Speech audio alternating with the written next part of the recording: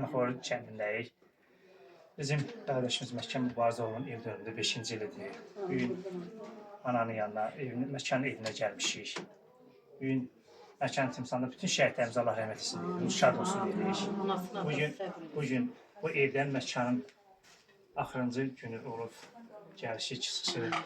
Ona görə də Allah Taala hər bir evə xoş gün göstərsin, pis gün göstərməsin. Düzdür, bala ağır işçidir ana üçün, ata üçün. Sonradan deyir, qıraqdan deyir ki, bilirəm, amma yalan deyir. Onu itirən bilir, itirməyən bilmir. Ona görə sizə Allah səbr razı edir. Allah o sizə balalara dəysin, Allah sizə var eləsin. Bugünkü məkanın timsalında bütün şəhidlərin hamısının şad olsun, yenidən beş olsun. Allah hər birinizi var eləsin. Həmişə belə səmi olub, hər zaman varlıq için olasınız.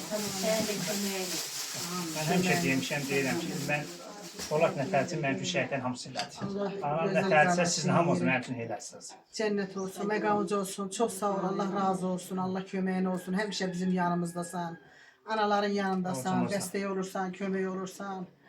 Çox sağ ol, Allah razı olsun. Mənim borcumdur ki, sizin kimi analarınız huzuruna gəlmək, sizin kimi anaların yanına getmək mənim üçün böyük bir qürufətdir. Var olasınız. Allah rəhmət eləsin, məkanın ruhşad olsun. Cəm şəhidlərimizin ruhşad olsun. Bizi bura cəm eləyənlər hər zaman məkan kimi qardaşlarımızdır. Şəhidlərimiz hamımızı bir-birimizə ana bal edir. Çox sağ ol, Allah kömək olsun.